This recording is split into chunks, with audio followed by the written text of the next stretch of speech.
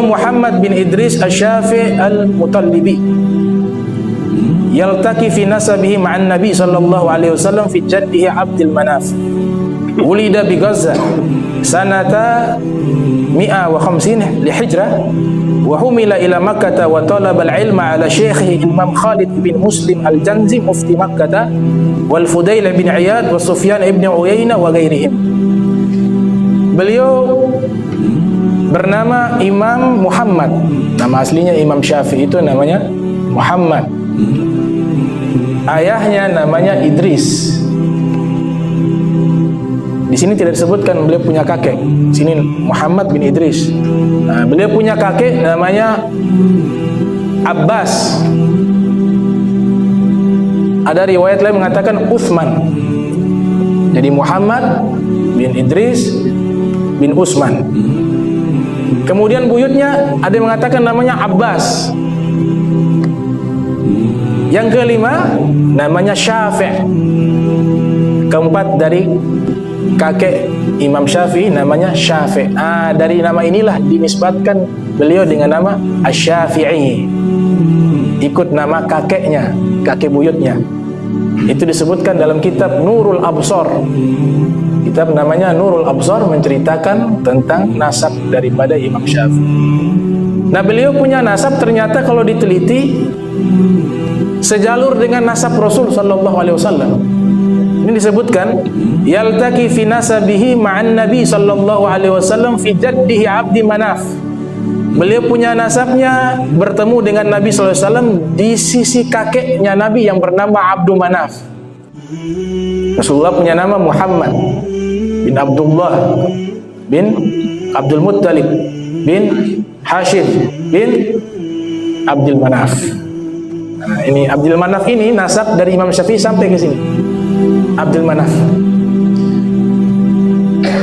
Yang luar biasa, sebelum Imam Syafi'i lahir ke muka bumi ini, Nabi sudah menceritakan akan muncul seorang ulama.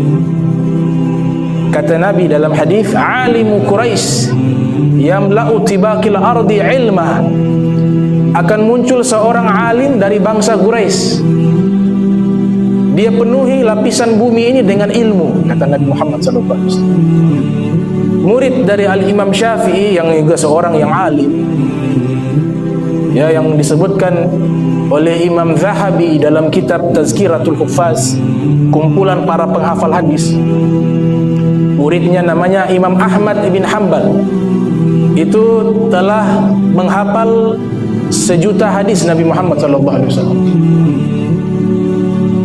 Imam Ahmad bin Hanbal mengatakan yang dimaksudkan di hadis tersebut seorang alim dari bangsa Quraisy yang akan penuhi ilmu di penjuru bumi ini, yang dimaksudkan adalah Al-Imam Muhammad bin Idris Asy-Syafi'i rahimahullah.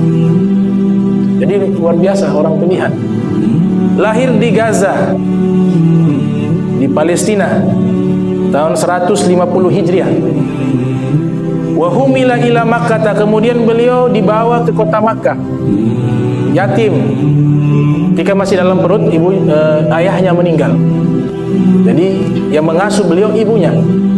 Dibawa ke Makkah, beliau belajar kepada para ulama, di antaranya ada mufti Makkah namanya Al-Imam Khalid bin Muslim al-Janzi. Ini sanad ilmunya sampai ke tabi'in namanya Atha bin Abi Rabah. Ada tabi'in orang Afrika tapi jadi ulama besar, Atha bin Abi Rabah namanya. Saking alimnya beliau ini, khususnya dalam masalah manasik haji paling jago. Nah, Atha bin Abi Rabah punya sanad ilmu murid-muridnya sampai kepada mufti Makkah, guru dari Imam Syafi'i, namanya Al-Imam Khalid bin Muslim al-Janzi. Belajar kepada Imam Muslim bin Khalid al-Janzi. Usia Imam Syafi'i waktu itu masih anak-anak. Beliau hafal Al-Quran 7 tahun. Beliau berangkat dari Makkah nuntut ilmu hanya beberapa tahun kepada Imam Khalid. Imam Khalid bilang begini, saya punya ilmu sudah habis, bingung mau kasih ajar apa lagi. Kau pergi lagi ke sahabat saya ulama yang ada di Makkah, namanya Sufyan ibn Uyainah. Ini namanya Sufyan ibn Uyainah, lahir tahun 107 Hijriah, meninggal tahun 187 Hijriah. Belajar kepada Sufyan ibn Uyainah sampai tidak tahu mengajar apa lagi, habis ilmunya. Karena Imam Syafi'i dikasih kelebihan, beliau kalau sekali baca hafal. Sekali baca saja hafal. Bahkan luar biasanya beliau kalau menghafal ada lembaran 2, beliau tutup 1 lembar, baca saja. Karena takut kalau lihat ke kiri terhafal, sehingga takut hafalnya tercampur dengan lembaran yang satunya. Makanya ditutup, boleh baca. Dan hafalannya itu tidak perlu takrir lagi. Jadi sekali hafal langsung tidak perlu mengulang lagi, sudah terekam di kepalanya beliau. Itu Imam Syafi'i. Belajar di Makkah, ulama-ulama Makkah bilang ilmu sudah habis semua. Zaman sekarang belum ada itu, belajar ke seorang guru bilang, alah saya ilmu habis, kamu cari guru yang lain. Belum pernah ada. Hanya Imam Syafi'i yang seperti itu. Sampai guru-gurunya kalah alim dengan beliau. Beliau terkenal ahli fikih padahal juga ahli sastra Arab. Ada Imam Hatim Asham. Beliau kuasai daripada bahasa Arab asli dari Bani Huzail. Ada suku namanya Bani Huzail, itu bahasa Arabnya masih original, masih asli, sastranya masih tinggi. Beliau tinggal di situ belajar bahasa Arab. Pakar-pakar bahasa Arab datang, itu minta tasheh, koreksi mereka punya syair, dibenahi sama Imam Syafi'i. Padahal waktu itu Imam Syafi'i masih muda. Imam Hatim al-Ashami, Asham ini artinya tuli, beliau sudah usia lanjut, pakar sastra Arab. Datang ke Imam Syafi'i yang masih muda, diperbaiki. Beliau punya syair oleh Imam Syafi'i. Dia katakan tidak ada pakar bahasa Arab di dunia ini yang lebih alim seperti Syafi'i. Hazal fata, seperti pemuda ini, kata Imam Asham. Akhirnya Imam Syafi'i belajar di Makkah, seluruh guru ilmunya habis, dibabat oleh Imam Syafi'i. Nah, mereka usulkan datang ke Madinah. Di Madinah ada tokoh alim besar yang bernama Imam Malik bin Anas. Nah, ini juga Nabi sudah menyatakan dalam hadis dari Abi Hurairah, yakadu an tudrabu akhbadul ibil fi talabil ilmi falam yajidu aliman a'lama min alimin Madinah, kata Nabi. Nanti akan muncul satu zaman seluruh orang menuju mencari ilmu, semuanya tertuju kepada orang alim yang ada di kota Madinah. Itu adalah Imam Malik bin Anas. Ada sahabat namanya Anas bin Malik. Nah, jadi ini bisa-bisa tertukar kadang-kadang. Baru Imam Malik bin Anas, Anas bin Malik juga. Tapi Anas bin Malik yang berbeda, bukan Anas bin Malik sahabat. Jadi namanya 4 dia. Dia mengulang-ulang, Imam Malik bin Anas bin Malik bin Anas. Kalau sahabat Anas bin Malik. Akhirnya datang ke Imam Malik. Sampai di Imam Malik tidak sembarangan menerima murid. Beliau seleksi. Sampai di sana dia tahu betul kitabnya Imam Malik namanya Al-Muwatta. Imam Malik katakan, sanaftu hazal kitab wa aradtuhu ala 70 faqihan min fuqaha'il Madinah wa kulluhum wata'uni ay wafaquni fasammaituhu al-Muwatta. Saya menyusun kitab ini, kemudian saya presentasikan di hadapan 70 pakar hukum yang ada di kota Madinah. Ternyata seluruh ulama pakar hukum di kota Madinah menyepakati isi kitabku. Wafaquni ay wata'uni. Wata'uni artinya menyepakati, maka saya namakan kitab ini Al-Muwatta, kitab yang disepakati oleh ulama. Kitab ini dihafal oleh Imam Syafi'i. Saya punya kitab Imam Malik, semuanya ada 2 versi kitab Imam Malik. Sudah hampir 1000 tahun lebih. Sampai sekarang masih ada. Itu kurang lebih dia 5000 hadis Nabi Muhammad SAW. Tebal. Imam Syafi'i menghafalnya hanya dalam waktu 1 minggu. 7 hari dihafal. Itu lebih banyak dari Al-Quran. Ada ulama namanya Muhammad bin Muslim bin Ubaidillah bin Abdullah bin Sihabuddin Az-Zuhri. Ini gurunya Imam Malik. Namanya Muhammad bin Muslim bin Ubaidillah bin Abdullah bin Sihabuddin Az-Zuhri. Lahir tahun 50 Hijriah, meninggal 125 Hijriah. Itu hafal Al-Quran 3 hari. 3 hari 30 juz dihafal.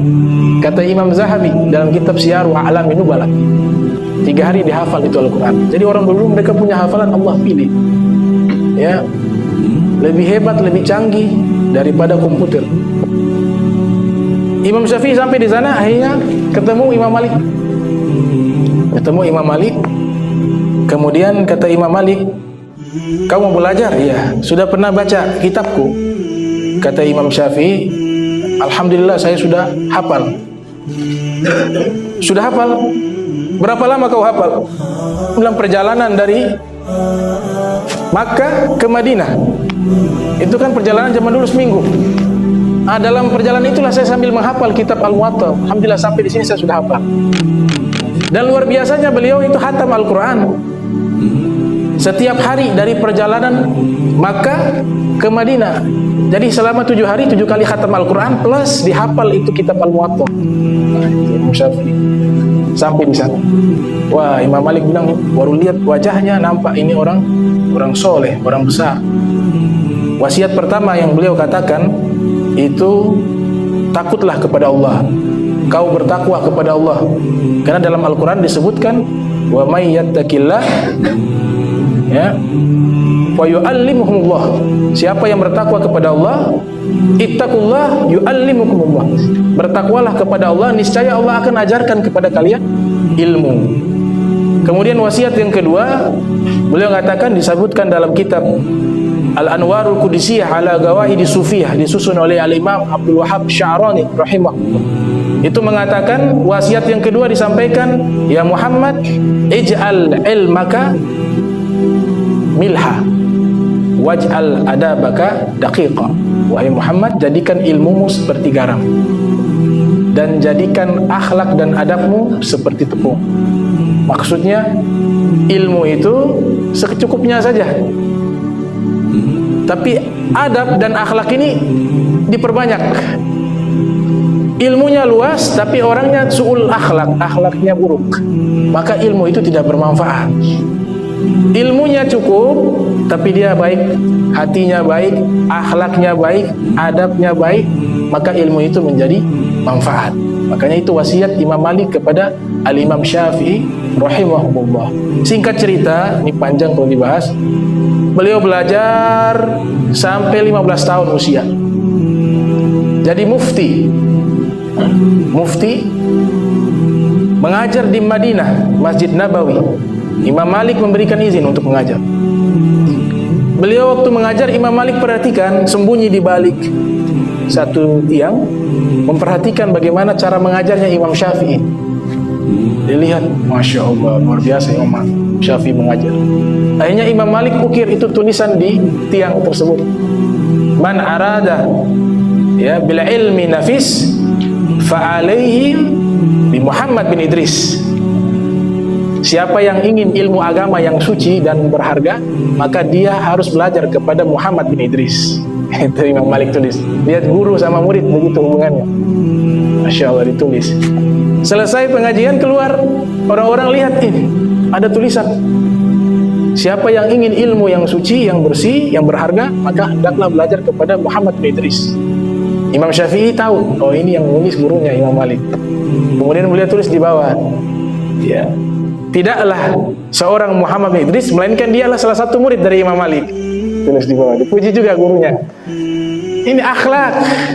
Lihat ulama-ulama dulu, akhlaknya indah, akhlaknya nabawiyah, akhlaknya Nabi Muhammad sallallahu alaihi wasallam.